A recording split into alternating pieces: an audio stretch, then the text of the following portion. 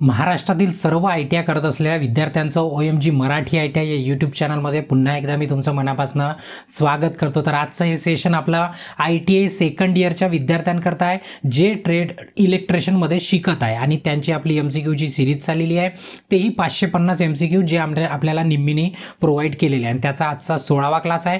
चॅप्टरचं नाव आहे electronics practice. जर तुम्हाला याची PDF डाउनलोड करायची असेल तेही फ्रीमध्ये मराठी आणि इंग्लिशमध्ये, तर त्याची लिंक मी तुम्हाला डिस्क्रिप्शनमध्ये दिलेली आहे। आणि यापूर्वीचे जर तुम्हाला सेशन बघायचे असणार, म्हणजे आपला 16वा क्लास आहे, याच्या पूर्वीचे 15, तर त्याची पण लिंक मी तुम्हाला डिस्क्रिप्शनमध्ये दिलेली आहे। प्लेलिस्टमध्ये पण तुम्ही डायरेक्टली जाऊन बघू शकता। आणि जर तुम्ही चॅनलवरती नवीन असाल तर आठवणीने काय करा, चॅनलला सबस्क्राइब करा आणि बेल आयकॉन दाबून ऑल नोटिफिकेशन ऑन करा, जेणेकरून जेव्हा केव्हा मी या प्रकारचा नवीन व्हिडिओ अपलोड करणार तर तुम्हाला त्याचं नोटिफिकेशन यायला हवं। ठीक आहे, चला वळूया मग आपल्या मेन विषयाकडे।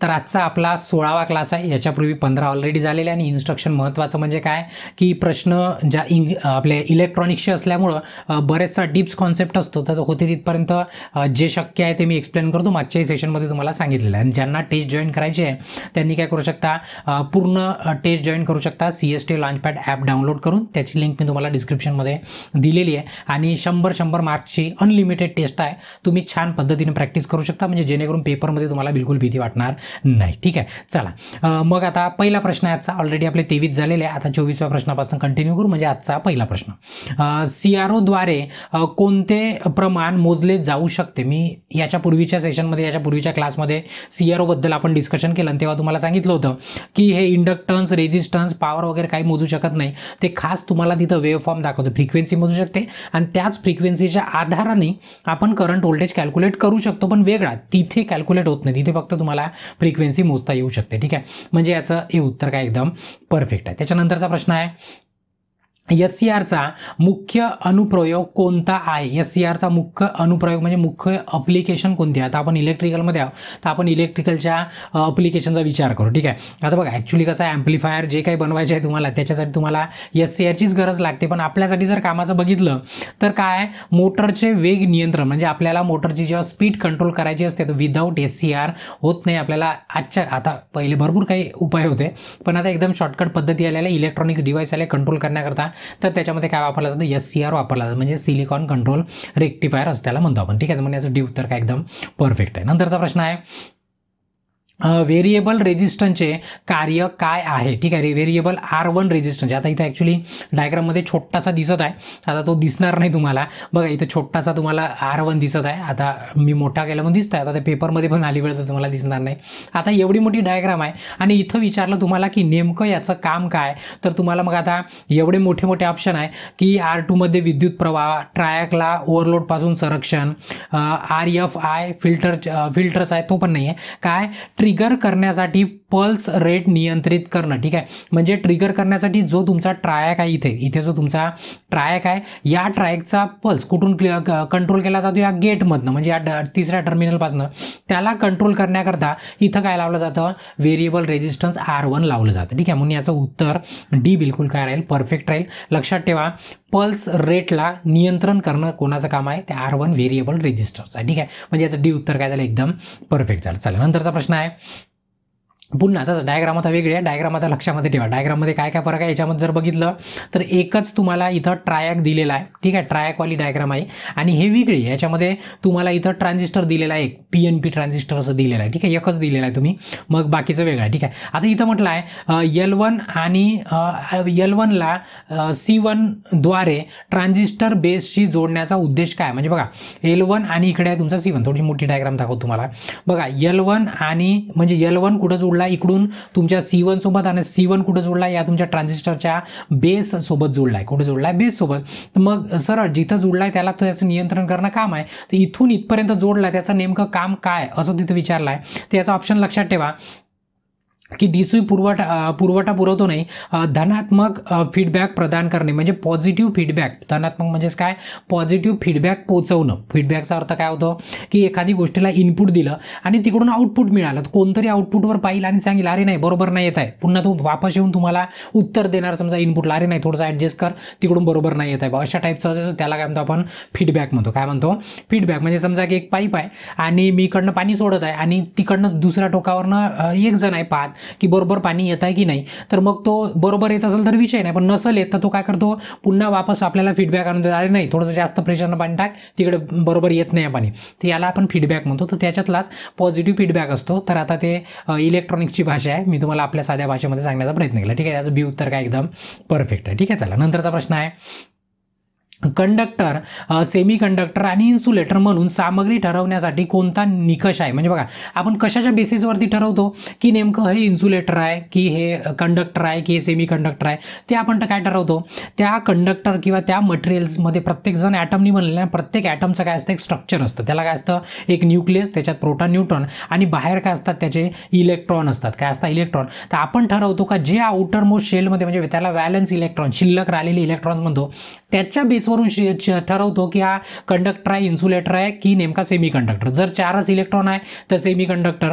समजा एकच इलेक्ट्रॉन आहे, 1 2 3 समजा असे इलेक्ट्रॉन आहेत, एक म्हणजे चांगला कंडक्टर, आणि 4 पेक्षा जर वरती गेले 8 पर्यंत समजा, तर हा काय झाला, पक्का इन्सुलेटर झाला. असं म्हणजे काय, आपण इलेक्ट्रॉनिक कॉन्फिगरेशनच्या आउटर मोस्ट शेलमधून त्या ॲटमच्या सांगू शकतो की नेमकं हा काय आहे, कंडक्टर आहे, इन्सुलेटर आहे की काय, आपण माहीत करू शकतो. बघा अणूची अनुबंधन रचना म्हणजे ॲटॉमिक बॉन्डिंगवरून नाही माहीत करू शकत, व्हॅलेन्स इलेक्ट्रॉन म्हणजे जे व्हॅलन्स इलेक्ट्रॉन आहे त्याच्यावरनं माहीत करू शकतो आपण की नेमकं हा कोणता आहे, म्हणजे कंडक्टर आहे, इन्सुलेटर आहे की सेमी कंडक्टर, ते आपण तिथं माहीत करू शकतो. म्हणजे याचं बी उत्तर काय झालं, एकदम परफेक्ट झालं. ठीक आहे, झालं नंतरचा प्रश्न आहे, पी टाईप सेमी कंडक्टर बनवण्यासाठी कोणती डोपिंग सामग्री वापरली जाते. बघा ॲक्च्युली डोपिंग म्हणजे काय तुम्हाला सांगतो.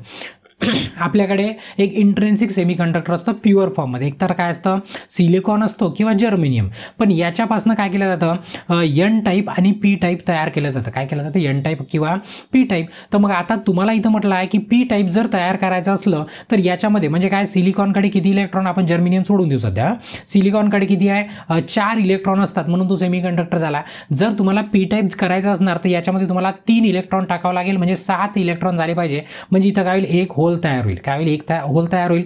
म्हणजेच काय, मग हा काय झाला तुमचा, असं जर केलं तर हा बनेल तुमचा पी टाईप सेमी कंडक्टर. कोणता, पी टाईप. आणि तेच सिलिकॉनचे 4 आणि प्लस मी काय करणार, 5 इलेक्ट्रॉन त्याच्यात ॲड करणार, टोटल किती झाले, 9. म्हणजे याच्यामध्ये काय झालं, 1 इलेक्ट्रॉन काय झाला, एक्स्ट्रा झाला, 1 इलेक्ट्रॉन काय झाला एक्स्ट्रा. तर हे काय बनतं, एन टाईप. आता ते मोठी स्टोरी आहे पण मी तुम्हाला शॉर्टकट पण सांगितलं. ठीक आहे, तर पी टाईप बनवायसाठी तुम्हाला 3 ॲड करावं लागतं, म्हणजे ट्रायव्हॅलेंट मटेरियल पाहिजे. ट्रायव्हॅलेंट कोणता आहे, बोरॉन आहे. काय, बोरॉन आहे, त्याच्यानंतर इंडियम आहे. पण इथं काय, हे पण पेंटॅव्हॅलंट आहे, हे पेंटॅव्हॅलंट आहे, हेही पेंटॅव्हॅलंट. ठीक आहे, तर हे उत्तर काय झालं, एकदम बरोबर. आता ते ट्रायव्हॅलंट पेंटॅव्हॅलंट लंबी स्टोरी आहे, तेवढ्या आतमध्ये येत नाही मी तुम्हाला. ठीक आहे, याचं हे उत्तर काय झालं, एकदम परफेक्ट. त्याच्यानंतरचं आहे, NPN ट्रान्झिस्टरला संवर्धनासाठी कोणत्या प्रकारची बायसिंग आवश्यक आहे. ठीक आहे, संवर्धनासाठी म्हणजेच काय, ॲम्प्लिफिकेशन म्हणजे त्याच्यामध्ये वाढ करण्यासाठी सिग्नलला.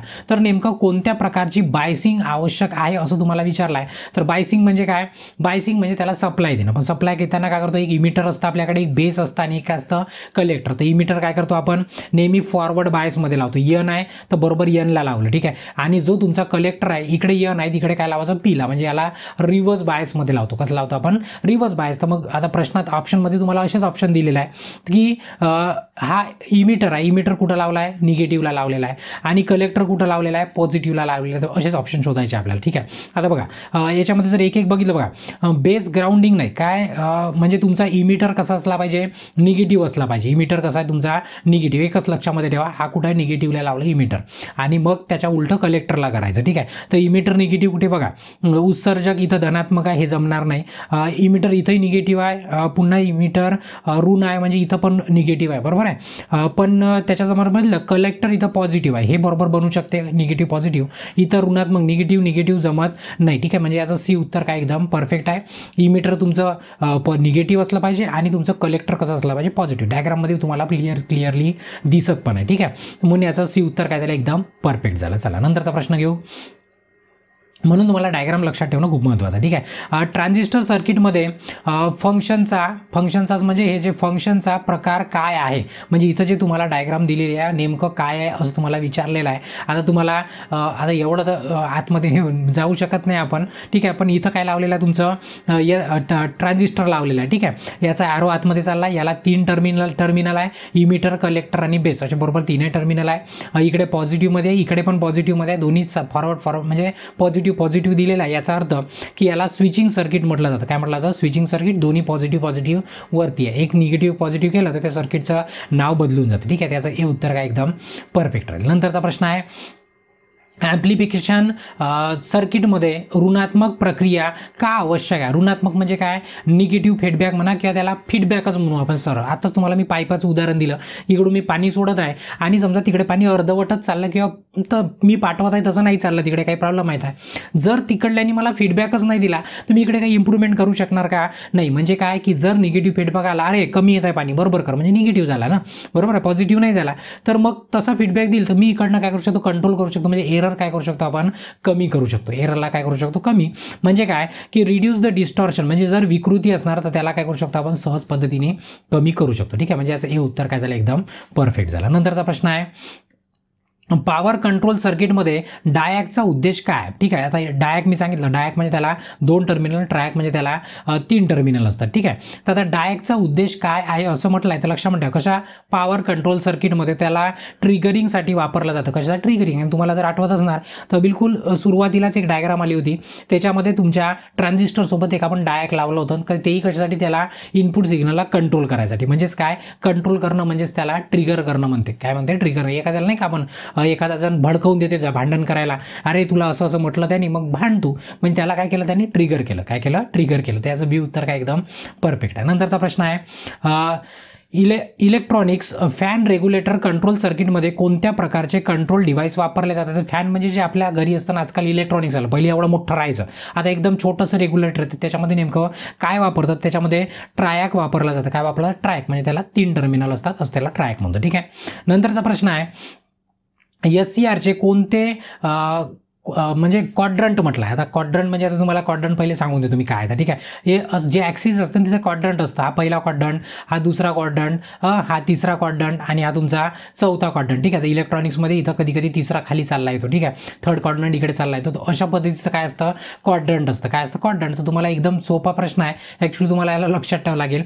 SCRचे कोणते क्वाड्रंट? मोटरचं पण आपल्या क्वाड्रंटमध्ये आपली मोटर काम करते, तसं SCR पण करतो. ठीक आहे. ऑपरेशन रिव्हर्स बायसिंगमध्ये हेवी करंट वितरित करते. म्हणजे कोणत्या क्वाड्रंटमध्ये जास्त करंट काय करते?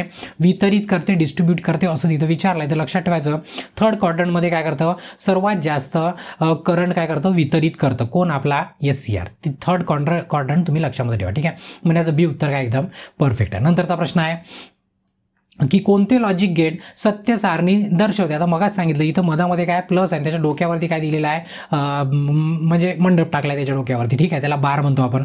आता प्लस दिला आहे तर प्लस म्हणजे काय होतं? आर होतं, पण याच्या डोक्यावर काय केलं आहे? एक कवर दिलेला आहे. ठीक आहे. त्याला बार म्हणतो आपण. छत टाकला आहे त्याच्या डोक्यावर, मग तो काय झाला?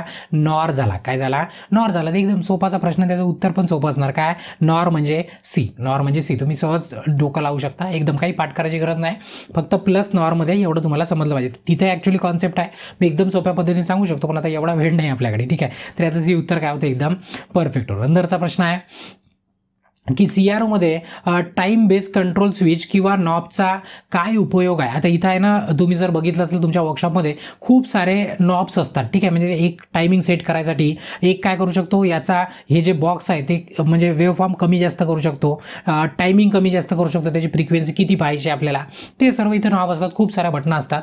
तर त्याच्यामधला तुम्हाला एक बटन विचारली आहे की CROमध्ये टाईम बेस कंट्रोल स्विच किंवा त्याला नॉब पण म्हणू शकतो आपण, ते फिरवायचं असतं.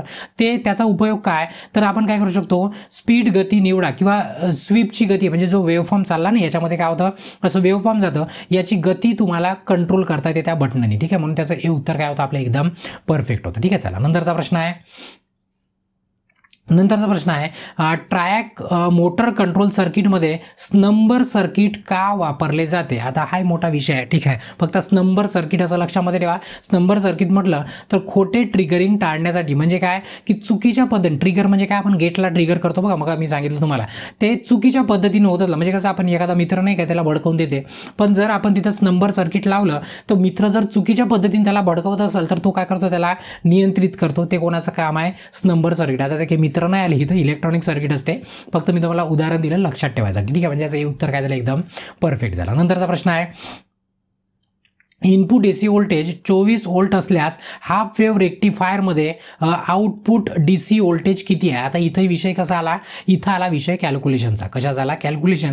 आणि मी सांगितलं की न्यूमेरिकल जेव्हा राहील तेव्हा सॉल्व्ह करील. आणि ऑलरेडी हे सर्व न्यूमेरिकल हिंदी आपलं जे चॅनल आहे ओपन माइंड गुरुजी त्याच्यावरती मी ऑलरेडी समजून सांगितलेले आहे, ठीक आहे. तर आता तरी मी शॉर्टकटमध्ये सांगून देतो. इथं काय म्हटलं आहे, इनपुट एसी व्होल्टेज दिलेला आहे, ठीक आहे. म्हणजे काय झालं, RMS व्हॅल्यू पकडू आपण. काय पकडू, RMS. तर मग काय नाही, VDC जर तुम्हाला कॅल्क्युलेट करायचं असलं त्याचा फॉर्म्युला ॲक्च्युली 0.45 गुणिला ही वाली व्हॅल्यू म्हणजेच RMS व्हॅल्यू, म्हणजेच काय 0.45 गुणिला काय करू शकता तुम्ही 24 करू शकता.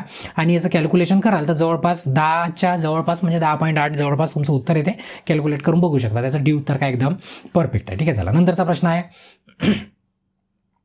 जर्मेनियमच्या तुलनेत बहुतेक अर्धसंवाहक उपकरणे सिलिकॉनने का बनवली जाते. आता तुम्हाला माहिती आहे आपल्याजवळ बनवायसाठी मी सांगितलं जर तुम्हाला SCR बनवायचं आहे तर आपल्याकडे सिलिकॉन पण आहे आणि काय जर्मेनियम पण. आपण सिलिकॉनलाच जास्तीत वापरतो. सरळ सोपंसं त्याचं उत्तर आहे की ॲक्च्युली ते जास्त टेम्परेचरपर्यंत चांगल्या पद्धतीने ते काम करू शकते म्हणून तिथं काय वापरलं जातं, सिलिकॉन वापरलं जातं. पण आता ऑप्शनमध्ये बघू काय, ठीक आहे.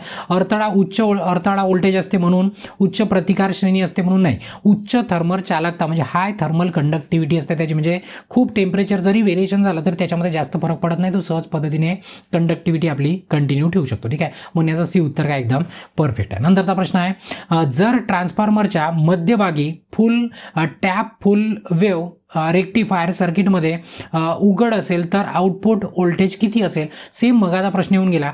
जर या आउटपुटला जर काहीच नाही आहे समजा मी काढून टाकलं तर सरळचा इथं आउटपुट किती मिळणार तुमचा 0 मिळणार. काय मिळणार 0. तर तोच तिचं उत्तर काय 0 व्होल्टेज म्हणजे 0 व्होल्टेज त्याचं काय उत्तर आहे, ठीक आहे. चला नंतरचा प्रश्न आहे सेम मग अशी डायग्राम येऊन गेली तुम्हाला जर आठवत असणार तर, ठीक आहे. कोणता ऑसिलेटर उच्च अचूक स्थिर वारंवारता प्रदान करते. कोणता ऑसिलेटर स्थिर वारंवारता म्हणजे फ्रिक्वेन्सी कॉन्स्टंट फ्रिक्वेन्सी तुम्हाला प्रोव्हाइड करते त्याला हार्टले ऑसिलेटर म्हटलं जातं. काय म्हटलं जातं, हार्टले ऑसिलेटर. ते वापरलं जातं कॉन्स्टंट फ्रिक्वेन्सी करता. कशा करता, कॉन्स्टंट फ्रिक्वेन्सी करिता, ठीक आहे. चला नंतरचा प्रश्न आहे ट्रान्झिस्टरमधील बेस मटेरियलची वैशिष्ट्यपूर्ण गुणधर्म काय आहे, ठीक आहे. बेसचं नेमकं वैशिष्ट्य काय असतं तुम्ही जर बघितलं तर हे काय असतं तुमचं इमिटर कलेक्टर आणि हा काय तुमचा मधातला बेस आहे. तर बेसची खासियत काय असतो, तो एकदम पातळ असतो. कसा असतो, एकदम पातळ असतो. आणि त्याची जे डोपिंग लेवल असते ती डोपिंग लेवल कशी असते, एकदम कमी असते. सरळ एकदम पातळ. आणि जे डोपिंग म्हणजे त्याच्यामध्ये इम्प्युरिटी टाकली जाते जसं ट्रायव्हॅलंट पेंटाव्हॅलंट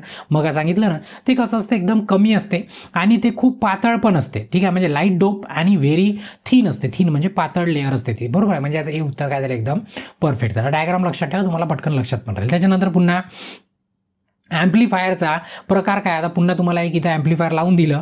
आता तुम्ही जर बघितलं मी सांगितलं एकच ट्रान्झिस्टर आहे. किती आहे इथं, एक असलं की कॉमन पकडायचं. एक असलं की काय पकडायचं, कॉमन. तर आता तुम्हाला याच्यामध्ये हे माहीत पाहिजे की तुमचा बेस कोणीकडे आहे, तुमचा इमिटर कोणीकडे आहे ना, तुमचा कलेक्टर कोणीकडे. आता कॉमन जर बघितलं तर तुमचा काय इमिटर कॉमन चालला. बेससोबत पण कॉमन आहे आणि कलेक्टरसोबत पण कॉमन आहे. कोण, तुमचा इमिटर.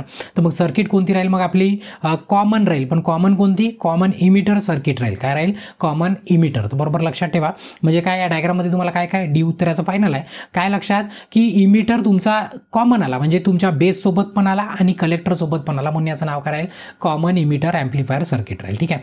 चला नंतरचा प्रश्न आहे पुन्हा हीच डायग्राम दिल्याने विचारला आहे कोणता रेजिस्टर कॉमन इमिटर ॲम्प्लिफायर मधील व्होल्टेज वाढ निश्चित करतो, ठीक आहे. व्होल्टेज वाढ निश्चित करायसाठी आता इथं बरेचसे तुम्हाला इथं R1 L1 C2 असं सर्व दिलं आहे, ठीक आहे. तर लक्षामध्ये ठेवा की इथे जो RL दिलेला असणार कुठं, हा जो RL आहे तो काय करतो, व्होल्टेज वाढला नियंत्रित करतो. तो RL म्हणजे सी वरती आपला ऑप्शन आहे, ठीक आहे. म्हणून याचं सी उत्तर काय एकदम परफेक्ट आहे, ठीक आहे. नंतरचा प्रश्न आहे कोणता मल्टी व्हायब्रेटर म्हणजे रिपिटेटिव्ह म्हणजे वारंवार. रिपिटेटिव्ह म्हणजे काय? वारंवार पल्स वेव्ह फॉर्म आउटपुट तयार करतो असं विचारलं आहे. रिपिटेटिव्ह म्हणजे काय? जसं तुम्ही जर इथं बघितलं असे पल्स तयार करतो म्हणजे ते झटके मारू पल्स तयार करतो, वेव्ह फॉर्म देत जातो थोड्याच वेळाने. ठीक आहे, तर विचारला आहे नेमका कोणता वेव्ह फॉर्म आहे म्हणताय जो असा वेव्ह फॉर्म नाही, कोणता मल्टी व्हायब्रेटर, असा कोणता मल्टी व्हायब्रेटर आपला वेगळा असतो, इलेक्ट्रॉनिक्समधला काय असतो वेगळा असतो. ठीक आहे, त्याला अस्थिर मल्टी व्हायब्रेटर म्हटलं. म्हणजे अस्थिर म्हणजेच अस्टेबल मल्टी व्हायब्रेटर जो थोड्या वेळाने काय करतो पल्स तयार करून देऊ शकतो. ठीक आहे, म्हणून याचं हे उत्तर काय एकदम परफेक्ट आहे. चला नंतरचा प्रश्न आपण नंतरच्या सेशनमध्ये कव्हर करू. ठीक आहे, तर आपला कितवा क्लास होता? आजचा 16वा क्लास होता, ज्यामध्ये आपण काय केले, काही प्रश्न काय केले ते कव्हर केले. बाकीचे प्रश्न काय करू आपण नंतरच्या सेशनला कंटिन्यू करू. ठीक आहे, म्हणजे आपला 7व्या युनिटचे काही प्रश्न झाले. आता त्यापूर्वी तुम्हाला काय करायचं आहे, जर व्हिडिओ आवडला असेल तर आठवणीने व्हिडिओला लाईक करा, तुमच्या मित्रांपर्यंत शेअर करा, आणि काही प्रश्न असतील तर तुम्ही कमेंट पण करू शकता. आणि अजूनपर्यंत जर चॅनलला सबस्क्राईब नसेल केला तर आठवणीने काय करा, चॅनलला सबस्क्राईब करा. आणि याच्यानंतरचा नेक्स्ट व्हिडिओ बघण्याकरता, नेक्स्ट क्वेश्चन बघण्याकरता नेक्स्ट व्हिडिओवरती क्लिक करून बघू शकता. तोपर्यंत ब्रेक घेतो. धन्यवाद.